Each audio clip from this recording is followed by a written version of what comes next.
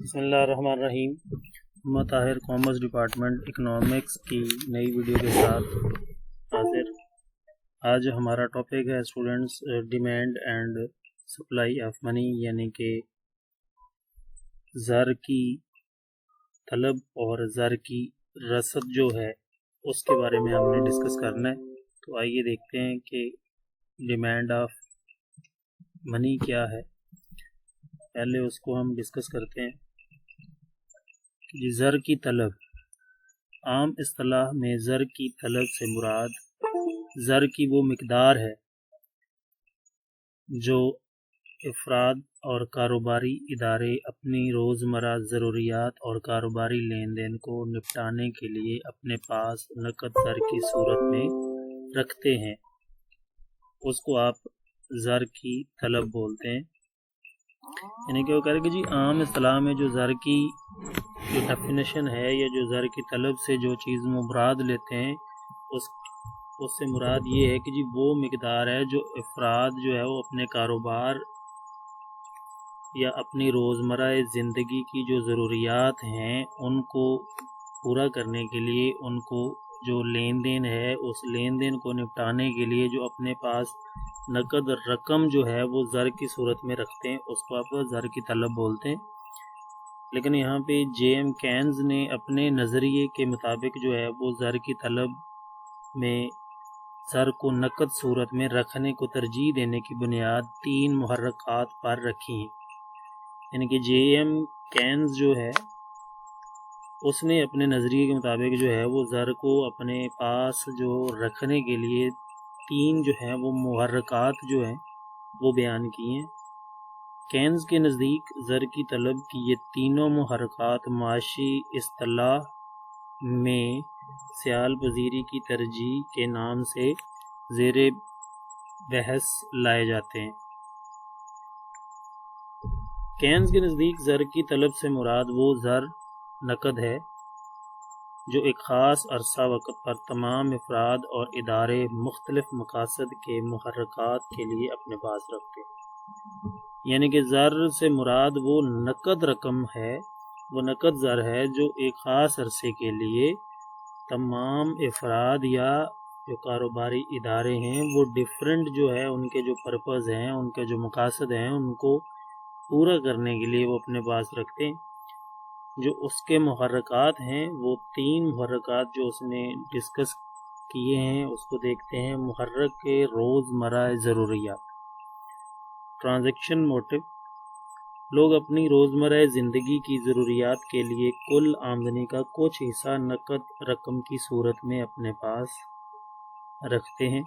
اس غرض سے جو رقم نقد صورت میں رکھی جاتی ہے اس کو 2 زاویوں سے دیکھا جاتا ہے۔ یعنی کہ لوگ جو ہے وہ اپنی ضروریات کو پورا کرنے کے لیے اپنی آمدنی کا کچھ حصہ جو ہے وہ اپنے پاس نقد زر کی صورت میں سیو کر لیتے ہیں، اپنے پاس موجود رکھتے ہیں۔ تو اس کو جو ہے نا وہ 2 زاویوں سے دیکھا جا سکتا ہے جو زر وہ رکھا ہوا ہے۔ نمبر 1 ہے گھریلو مقاصد۔ اس مقصد کے لیے گھرانے کتنی رقم زر کی صورت میں اپنے پاس رکھتے ہیں اور اس کا جو انحصار گھرانے کی آمدنی اور آمدنیوں کی وصولی میں حائل وقفہ پر ہوتا ہے۔ اگر گھرانے کی آمدنی کا معیار بلند ہو تو ضروریات پوری کرنے کے لیے نسبتاً زیادہ رقم زر نقد کی صورت میں رکھنا پڑتی ہے، لیکن اگر آمدنی کا معیار پست ہو تو ضروریات پوری کرنے کے لیے کم رقم رکھی جاتی ہے۔ یعنی کہ گھریلو مقاصد کے لیے وہ کہہ رہے ہیں جی یہ رقم جو آپ سیو رکھتے ہیں یہ اپنی آپ کی جو آمدنی ہے اس پہ ڈیپینڈ کرتی ہے کہ اگر آپ کی آمدنی کا جو معیار ہے، آپ کی آمدنی جو انکم ہے وہ زیادہ ہے تو آپ اپنی ضروریات کو پورا کرنے کے لیے زیادہ رقم اپنے پاس نقد زر کی صورت میں رکھیں گے۔ اگر آپ کی آمدنی کا جو معیار ہے وہ کم ہے، آپ کی آمدنی تھوڑی ہے، تو اس حساب سے آپ اپنی ضروریات کو پورا کرنے کے لیے جو نقد زر کی صورت میں رقم اپنے پاس سیو رکھنی ہے وہ بھی آپ کم رکھیں گے۔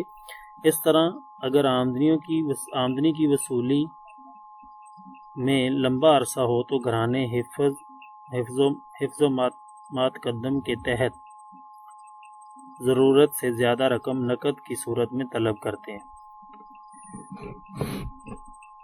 اور اگر آمدنی وصول کرنے کا عرصہ مختصر ہو تو کم رقم سے بھی کام چل جاتا ہے۔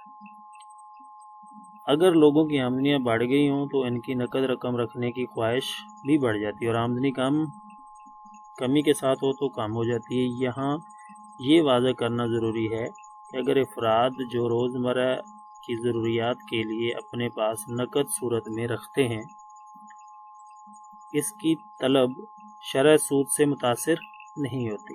شرح سود بڑھے جائے یا کم ہو جائے، لوگ اس رقم کی نقدیت سے دستبردار نہیں ہوتے، کیونکہ یہ رقوم انہیں ہر حال میں اپنے پاس روزمرہ ضروریات کی پورا کرنے کے لیے رکھنا پڑتی ہے۔ جو رقم آپ اپنے گھریلو مقاصد کو پورا کرنے کے لیے اپنے پاس رکھ لیتے ہیں، اس کے اوپر شرح سود کا جو ہے وہ کوئی ایفیکٹ نہیں پڑتا، کیونکہ وہ رقم آپ نے اپنے پاس سیو رکھنی ہی ہوتی ہے۔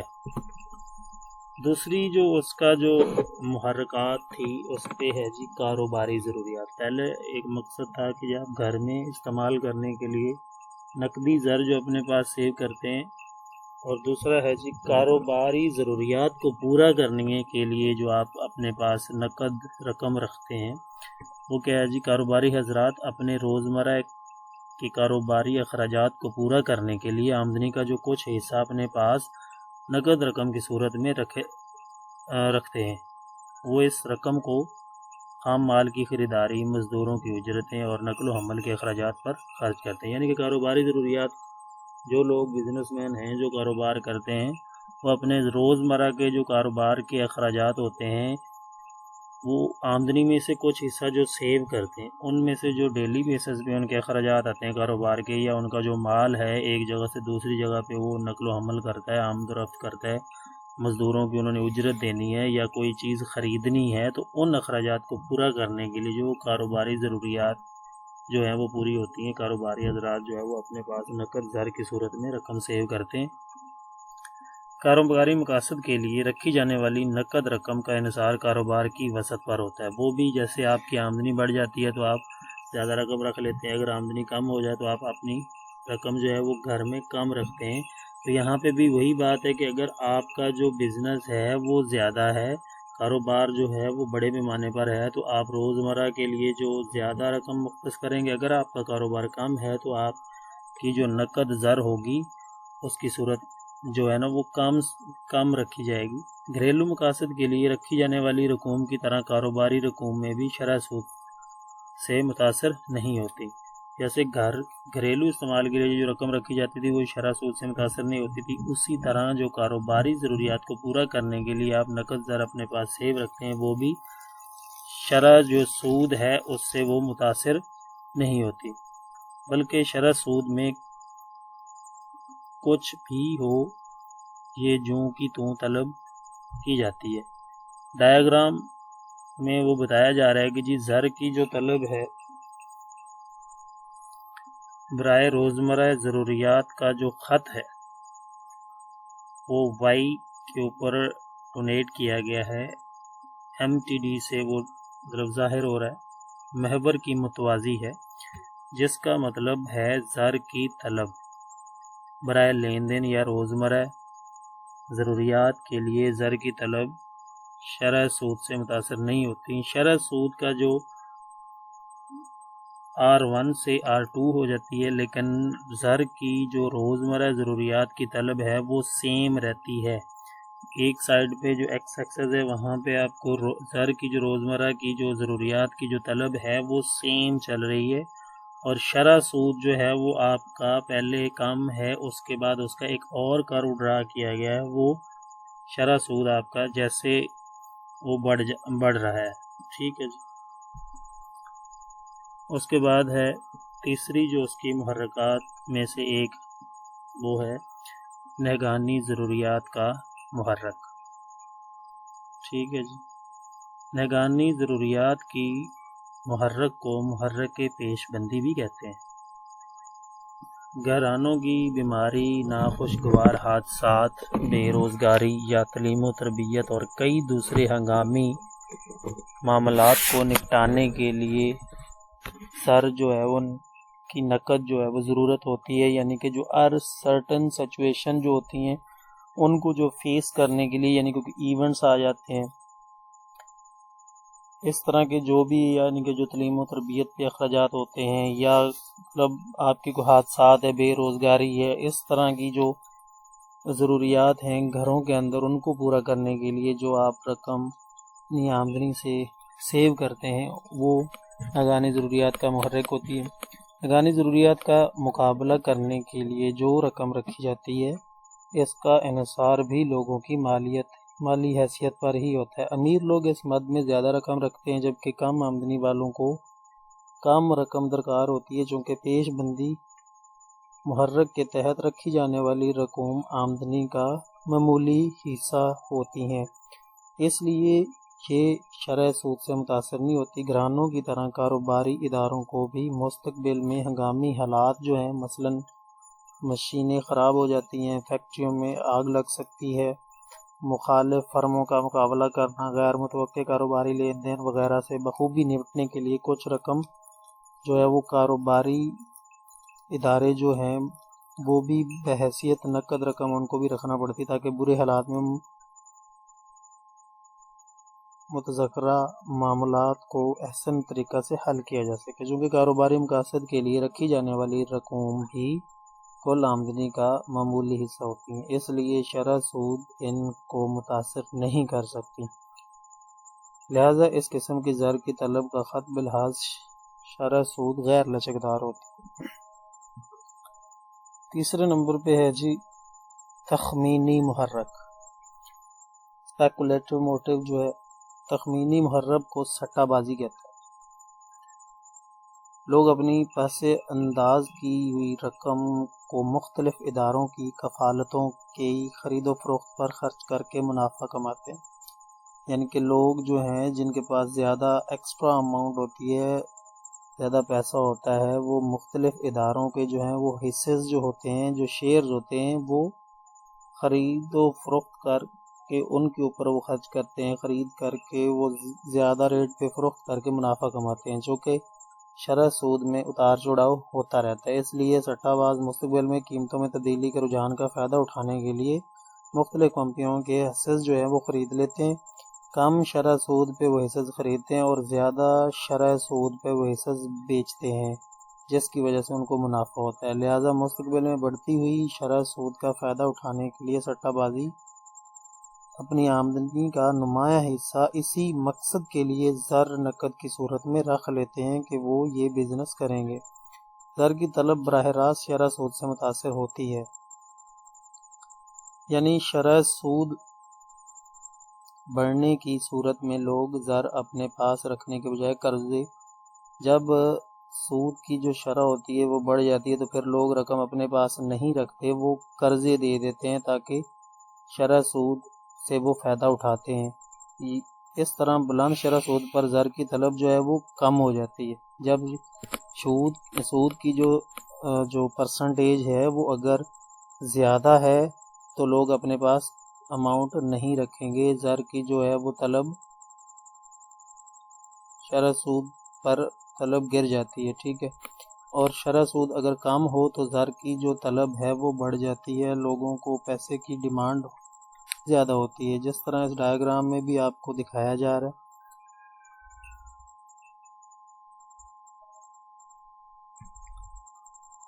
اس کے بعد ہے جی سپلائی آف ڈیمانڈ، یعنی کہ زر کی جو رسد ہے وہ کیا ہوتی ہے۔ زر کی رسد سے مراد زر کی وہ مقدار ہے جو ایک خاص عرصہ وقت میں معیشت کے اندر گردش کرتی ہے۔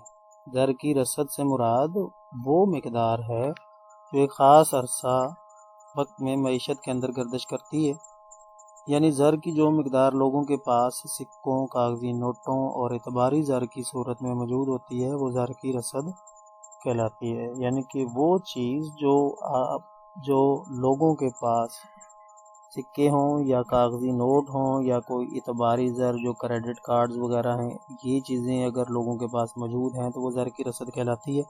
کسی ملک میں زر کی جتنی مقدار گردش میں ہوگی اتنی ہی زر کی رسد زیادہ ہوگی، یعنی کہ کسی بھی کنٹری کے اندر اگر زر کی مقدار جو ہے وہ پیسہ ان کے پاس اگر زیادہ ہے، گردش زیادہ ہو رہی ہے، تو جو اس کی جو سپلائی ہے، اس کی جو اگر ڈیمانڈ زیادہ ہے تو اس کی سپلائی بھی زیادہ ہوگی۔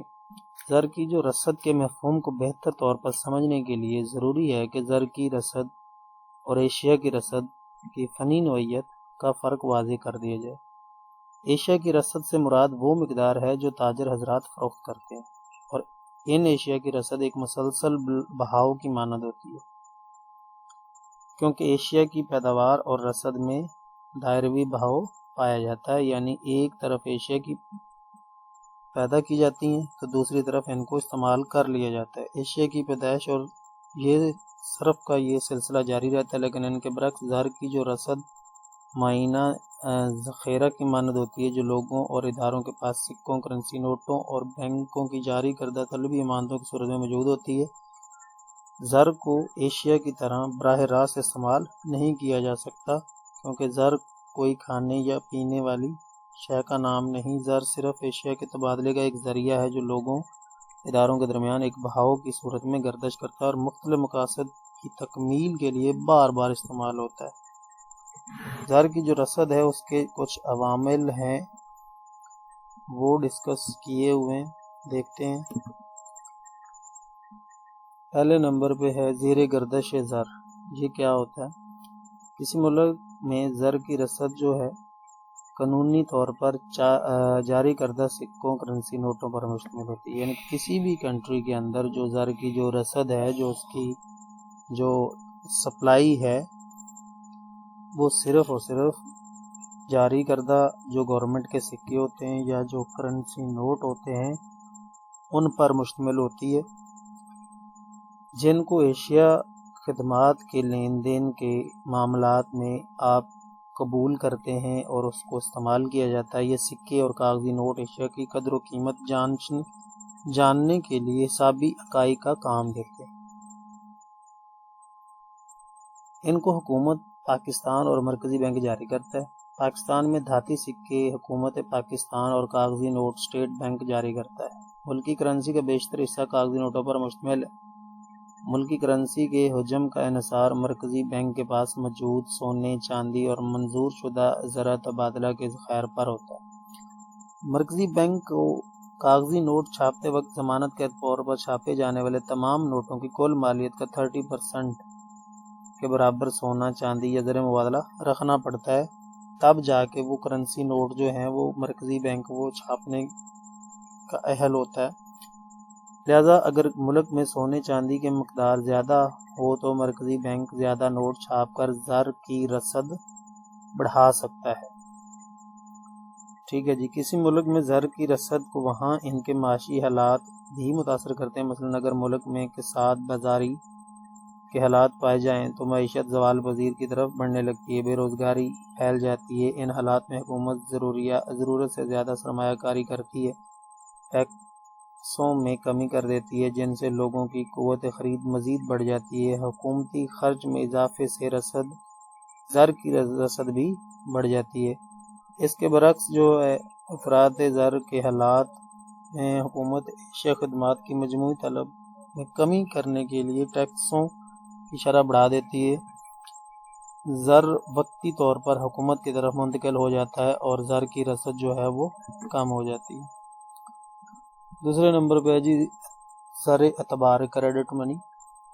زر کی رسد کا ایک بڑا حصہ اعتباری زر پر مشتمل ہوتا ہے، جو لوگوں کے درمیان اعتبار یا بھروسے کی بنا پر گردش کرتا ہے۔ یہ چیزیں ہم نے پریویس لیکچر میں ڈسکس کی ہوئی ہیں۔ مثلا تجارتی بینک ضرورت مند تاجروں کے قرضے جاری کرتے وقت نقد زر دینے کے بجائے قرضوں کی رقوم قرض لینے والے افراد کے نام کھولے جانے والے کھاتوں میں منتقل کرتے ہیں۔ انہیں بینک کے چیک بک جاری کر کے ہدایت کرتے ہیں کہ وہ جب چاہیں اپنی امانتیں بینکوں سے چیکوں کے ذریعے نکلوا سکتے ہیں۔ چنانچہ بینکوں کے پاس جس قدر طلبی امانتیں ہوتی ہیں اتنی ہی مالیت کے چیک ملک میں گردش کرتے ہیں، لہذا بینکوں کی جاری کردہ طلبی امانتوں کے برابر جتنے چیک گردش کر رہے ہیں وہ زر کی رسد کہلاتے ہیں۔ اس کے بعد ہے جی بچتیں، سیونگز جو ہیں۔ ملک میں رہنے والے افراد جو رقوم روزمرہ ضروریات پر خرچ نہیں کرتے بلکہ بچا کر الگ رکھ لیتے ہیں، ان کو بچتیں کہتے ہیں۔ ہم اپنی آمدنی سے میں جو حصہ سیو کر کے فیوچر کے لیے اپنے پاس زر کی صورت میں سیو کرتے ہیں وہ ہماری بچت کہلاتی ہے۔ لہٰذا جتنا زیادہ روپیہ لوگ پس انداز کرتے ہیں اتنا ہی زیادہ زر کی جو ہے وہ رسد بڑھتی ہے۔ جتنا زیادہ لوگ اپنے پاس روپیہ جمع کر لیتے ہیں اتنی ہی زیادہ جو ہے وہ جو زر کی جو ہے وہ سپلائی جو ہے وہ ہوتی ہے۔ کسی ملک میں بچتوں کے 3 اہم ذرائع ہیں۔ 3 طرح کی بچتیں ہیں جی۔ نمبر 1 پہ انفرادی بچتیں، وہ کیا ہوتی ہیں؟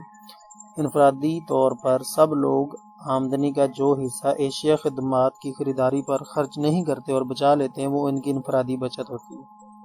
اگر ایسی بچتیں بینکوں میں جمع کرا دی جائیں تو بینک ان جمع کرائی گئی رقوم کی بنیاد پر کئی گنا قرضے جاری کر دیتے ہیں اور ملک میں زر کی رسد بڑھ جاتی ہے۔ کاروباری بچتیں، کاروباری ادارے اپنے سالانہ منافع سارے کا سارا حصہ داروں میں تقسیم نہیں کرتے بلکہ اس کا کچھ حصہ محفوظ کر کے مستقبل میں کاروبار پھیلانے کے لیے رکھ لیتے ہیں اور ضرورت پڑنے پر کاروبار کی وسعت دینے کے لیے استعمال کر لیتے ہیں۔ کاروباری اداروں کی بچائی ہوئی جو رقم ہوتی ہے غیر منقسم منافع جات بھی کہتے ہیں۔ جب یہ غیر منقسم منافع جات بینکوں میں جمع کروا دی جاتے ہیں تو تجارتی بینک ان رقموں کو قرضوں کی صورت میں جاری کر کے جو زر کی جو رسد ہے اس میں وہ اضافہ کرتے ہیں۔ اس کے بعد سرکاری بچتیں۔ حکومت ہر سال اپنا بجٹ بناتی ہے جس میں سال بھر کے دوران اٹھنے والے اخراجات اور وصولیوں کا ذکر کیا جاتا ہے۔ اگر سرکاری بجٹ جو ہے وہ فاضل ہو تو اس کے معنی ہے کہ حکومت کی وصولیاں اخراجات سے زیادہ ہیں۔ لہذا اس صورت میں اگر حکومت اپنی فاضل آمدنی جو ہے وہ بینکوں میں جمع کرا دے تو بینک ان کو لوگوں اسی رقم کو جو ہے وہ قرضے جاری کر دیتے ہیں جس سے ملک میں زر کی جو ہے وہ رسد بڑھ جاتی ہے۔ اس کے برعکس اگر حکومتی بجٹ ڈیفیسٹ میں چلا جائے، خسارے میں چلا جائے تو حکومت اخراجات آمدنی سے تجاوز کر جاتے ہیں اور زر کی رسد جو ہے وہ کم ہو جاتی ہے، وہ گھٹ جاتی ہے۔ اس کے بعد ہے جی نمبر 4 پہ جی بیمہ کمپنیاں۔ انشورنس کمپنیز کیا کرتی ہیں جی زر کے ساتھ؟ بیمہ کمپنیاں بھی زر کی رسد بڑھانے میں اہم کردار ادا کرتی ہیں۔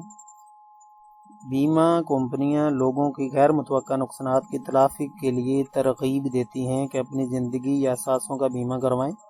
جب لوگ اپنے مستقبل کو بہتر بنانے کے لیے بیمہ کرواتے ہیں تو وہ خاص شرح سود سے بیمہ پالیسی پریمیم ادا کرتے ہیں۔ بیمہ کمپنیاں یہ رقم اکٹھی کر کے سرمایہ کاری لگا دیتی ہیں جس سے ملک میں زر کی جو ہے وہ رسد بڑھ جاتی ہے۔